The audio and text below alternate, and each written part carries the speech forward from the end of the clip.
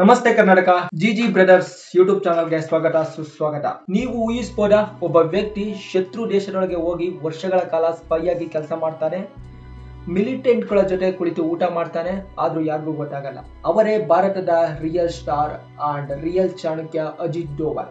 Sir, I heard that you were in Pakistan for 5 years. 7 years.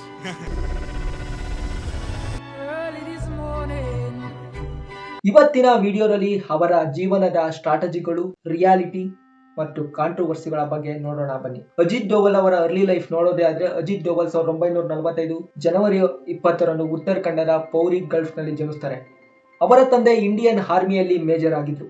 ಆದ್ರಿಂದ ಅವರ ಬಾಲ್ಯವೇ discipline ಮತ್ತು ದೇಶಭಕ್ತಿ ಮಧ್ಯೆ ಬೆಳೆದಿದ್ದು.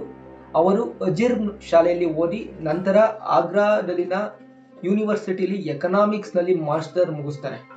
ಅದಾದ ಮೇಲೆ 1968ರಲ್ಲಿ UPSC ಅಟೆಂಪ್ಟ್ ಕೊಟ್ಟರು. ಮೊದಲ ಪ್ರಯತ್ನದಲ್ಲೇ UPSC ಕ್ಲಿಯರ್ ಮಾಡಿದ್ರು. ಕೇರಳ ದಂಗೆ ಫಸ್ಟ್ ಬಿಗ್ ಸಕ್ಸಸ್ ಅಂತಲೇ ಹೇಳ್ಬೋದು ಅಜಿತ್ ಡೋವಲ್ಗೆ. ಅವರ ಮೊದಲ ಪೋಸ್ಟಿಂಗ್ ಕೇರಳದಲ್ಲಿ ASP ಆಗಿ 1971ರಲ್ಲಿ ಒಂದು ಸಣ್ಣ ಘಟನೆ ದೊಡ್ಡ ಧಾರ್ಮಿಕ ಗಲಭೆಗೆ ತಿರುಗಿತು. ಪೊಲೀಸರು ಹೋಗೋಕೆ ಕೂಡ ಹೆದರುತ್ತಿದ್ದ ಪ್ರದೇಶ.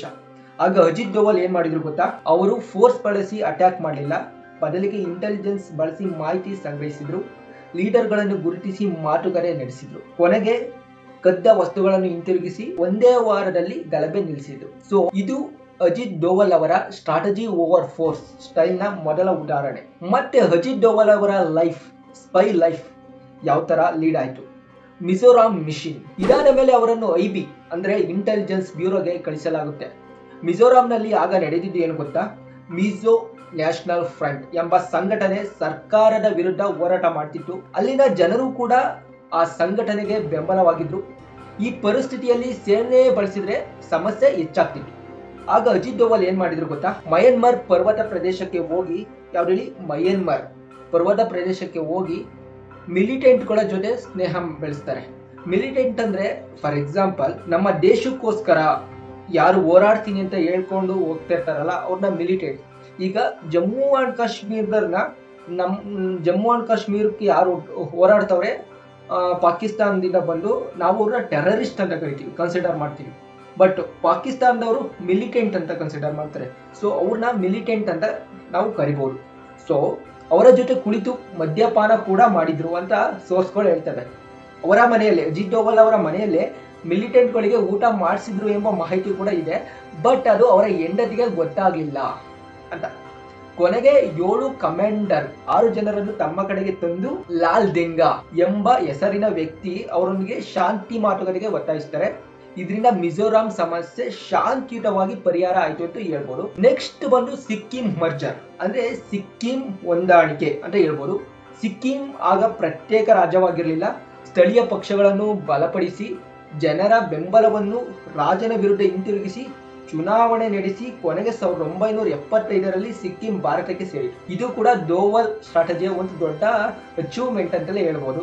Next Pakistan spy. ಈಗೇನು ದುರಂಧರ್ ಮೂವಿ ಬಂದಿದೆಯಲ್ಲ, based on the Ajit Doval story ಅಂತ ಸ್ವಲ್ಪ ಜನ ಹೇಳ್ತಾರೆ. ಅಜಿತ್ ಡೋವಲ್ ಕ್ಲಿಪ್ಸ್ಗಳು ಸ್ವಲ್ಪ ಇದೆ ಅಂತ ಹೇಳ್ತಾರೆ. But reality and real story ಯಾರಿಗೂ ಗೊತ್ತಿಲ್ಲ, ಜಸ್ಟ್ ಇವು ಊಹೆ ಪೋಹೆಗಳು ಅಷ್ಟೇ. ಅಜಿತ್ ಡೋವಲ್ ಸ್ಪೈ ಇನ್ ಪಾಕಿಸ್ತಾನ್. ಅಜಿತ್ ಡೋವಲ್ ಪಾಕಿಸ್ತಾನದಲ್ಲಿ ಸುಮಾರು 6ರಿಂದ 7 ವರ್ಷ ಸ್ಪೈ ಆಗಿ ಕೆಲಸ ಮಾಡ್ತಿರೋ ಎಂಬ ಮಾಹಿತಿ ಇದೆ. ಅವರು ಕೆಲವೊಮ್ಮೆ ಭಿಕ್ಷುಕನಂತೆ ವೇಷ ಹಾಕಿ ಮಾಹಿತಿ ಸಂಗ್ರಹಿಸಿದ್ರು. 2 ಬಾರಿ ಆಲ್ಮೋಸ್ಟ್ ಸಿಗಾಕೊಳ್ಳೋ ಪರಿಸ್ಥಿತಿ ಬಂದು ಅವರು ಪಟ್ಟು ಬಿಡದೆ ನಿರಂತರವಾಗಿ ಭಾರತಕ್ಕಾಗಿ ಮಾಹಿತಿ ಕಳಿಸ್ತಿದ್ರು ಎಂಬ ಸೋರ್ಸ್ ನಮ್ಮಲ್ಲಿ ಇದೆ. Next operation block thunder. Golden temple ಒಳಗೆ ಹೋಗಿ ಮಿಲಿಟೆಂಟ್ಗಳು ಇದ್ದಾಗ ಡೋವಲ್ ರಿಕ್ಷಾವಾಲ ವೇಷದಲ್ಲಿ ಒಳಗೆ ಹೋಗ್ತಾರೆ. ISI ಏಜೆಂಟ್ ಎಂದು ನಂಬಿಸಿದ್ರು. ಎಲ್ಲಾ ಮಾಹಿತಿ ಪಡೆದು ಹೊರಗೆ ಬಂದ್ರು. ನಂತರ NST ಕಮಾಂಡರ್ಸ್ಗಳಿಗೆ ಮಾರ್ಗದರ್ಶನ ನೀಡಿ ಮಿಲಿಟೆಂಟ್ಗಳನ್ನು ಸರೆಂಡರ್ ಮಾಡಿಸಿದ್ರು. ಇದು ಅತ್ಯಂತ ರಿಸ್ಕಿ ಆಪರೇಷನ್ ಆಗಿತ್ತು. ಇದನ್ನ ಸಕ್ಸಸ್ಫುಲ್ ಆಗಿ ಕಂಪ್ಲೀಟ್ ಮಾಡಿದ್ರು ನಿಮ್ಮೆಲ್ಲರ ಪ್ರೀತಿಯ real Chanakya Ajit Doval. IC-814 hijack 1999ರಲ್ಲಿ ಇಂಡಿಯನ್ ಏರ್ಲೈನ್ಸ್ ಫ್ಲೈಟ್ ಹೈಜಾಕ್ ಆಯಿತು. 170ಕ್ಕೂ ಹೆಚ್ಚು ಜನರು ಸಿಕ್ಕಿಬಿದ್ರು ಅಲ್ಲಿ.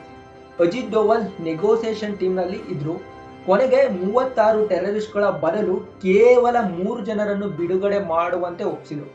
ಎಲ್ಲ ಪ್ರಯಾಣಿಕರನ್ನು ಸುರಕ್ಷಿತವಾಗಿ ರಕ್ಷಿಸಿದ್ರು ಅಂತ ಹೇಳ್ಬೋದು. And also this is another big achievement of Ajit Doval. National strategy shift into national security. ಭಾರತ ಸಾಮಾನ್ಯವಾಗಿ ಡಿಫೆನ್ಸಿವ್ ಸ್ಟ್ರಾಟಜಿ ಅನುಸರಿಸಿತ್ತು. ಡಿಫೆನ್ಸಿವ್ ಇಸ್ ನಥಿಂಗ್ ಬಟ್ ಈಗ ನಾವು ಯುದ್ಧ ಮಾಡ್ತೀವಿ ಅಂದ್ರೆ ಅವರು ಯುದ್ಧ ಮಾಡಿ, ಈಗ ಯುದ್ಧ ಮಾಡ್ಕೊಂಡೇ ಹೊಡೆದಾಡೋದು ಡಿಫೆನ್ಸಿವ್ ಅಂದ್ರೆ ಆರ್ಮಿ ವರ್ಸಸ್ ಆ ತರ ಡಿಫೆನ್ಸಿವ್ ಅಂತ ಕರೀತಾರೆ. ಅದು Ajit Doval defensive and offensive strategy ಎರಡನ್ನು ಇಂಟ್ರೊಡ್ಯೂಸ್ ಮಾಡಿದ್ರು. ಅಂದ್ರೆ ಶತ್ರು ಅಟ್ಯಾಕ್ ಮಾಡಿದ್ಮೇಲೆ ಮಾತ್ರ ಅಲ್ಲ, ಬೇಕಾದ್ರೆ ಪ್ರೊಯಾಕ್ಟಿವ್ ಆಕ್ಷನ್ ಕೂಡ ತೆಗೆದುಕೊಳ್ಳಬಹುದು. ಇದರಿಂದ ಸೆಕ್ಯೂರಿಟಿ ಅಪ್ರೋಚ್ ಬದಲಾಯಿತು. ಕಾಂಟ್ರವರ್ಸೀಸ್, ಅವರ ಜೀವನದಲ್ಲಿ ಕೆಲವು ಕಾಂಟ್ರವರ್ಸಿ ಕೂಡ ಇವೆ. ಅವರ ಮಗ ಪಾಕಿಸ್ತಾನಿ ಜೊತೆ ಬಿಸ್ನೆಸ್ ಮಾಡ್ತಾನೆ ಅನ್ನೋ ಆರೋಪ, ಎಡ್ಜ್ ಫಂಡ್, ಬ್ಲಾಕ್ ಮನಿ ಬಗ್ಗೆ ಅಲಿಗೇಷನ್ಸ್, ಜೈರಾಮ್ ರಮೇಶ್ ಆರೋಪ ಮಾಡಿದ ಮೇಲೆ ನಂತರ ಅಪಾಲಜಿ ಕೊಡಬೇಕಾಯಿತು. ರಾಜಕೀಯವಾಗಿ ಕೂಡ ಹಲವು ವಿರೋಧಗಳು ಎದುರಿಸುತ್ತಾರೆ ಇವರು. NSA and current role. 2014ರಲ್ಲಿ Ajit Doval national security adviser ಆಗಿ ನೇಮಕವಾದ್ರು. ನಂತರ ಪ್ರಮುಖ ಘಟನೆಗಳು ಯಾವ್ಯಾವು ಅಂದ್ರೆ surgical strike, Balakot air strike, article 370 removal. ಇವೆಲ್ಲದರ ಹಿಂದೆ ಅಜಿತ್ ಡೋವಲ್ ಅವರ ಸ್ಟ್ರಾಟಜಿ ಮತ್ತು ಪಾತ್ರ ಇದೆ ಅಂತ ಹೇಳಲಾಗುತ್ತೆ. ಒಬ್ಬ ವ್ಯಕ್ತಿ spy, strategist, national security adviser ಎಲ್ಲ ಪಾತ್ರಗಳಲ್ಲೂ ಯಶಸ್ವಿ ಸಾಧಿಸ್ತಾರೆ ಅವರೇ ಅಜಿತ್ ಡೋವಲ್. ಅದೇ ಕಾರಣವೇನು, ಫೋರ್ಸ್ ಅಲ್ಲ ಸ್ಟ್ರಾಟಜಿ. ಅದಕ್ಕಾಗಿಯೇ ಅವರನ್ನು ಭಾರತದ ರಿಯಲ್ ಚಾಣಕ್ಯ ಅಂತ ಕರೀತಾರೆ. ಈ ವಿಡಿಯೋ ನಿಮಗೆ ಇಷ್ಟವಾದ್ರೆ ಲೈಕ್ ಮಾಡಿ ಮತ್ತು ಇಂತಹ ವಿಡಿಯೋ ಅಂಡ್ ಇಂಟ್ರೆಸ್ಟಿಂಗ್ ಸ್ಟೋರಿಗೋಸ್ಕರ ನಮ್ಮ ಯೂಟ್ಯೂಬ್ ಚಾನಲ್ ಸಬ್ಸ್ಕ್ರೈಬ್ ಮಾಡಿ ಸಪೋರ್ಟ್ ಮಾಡಿ.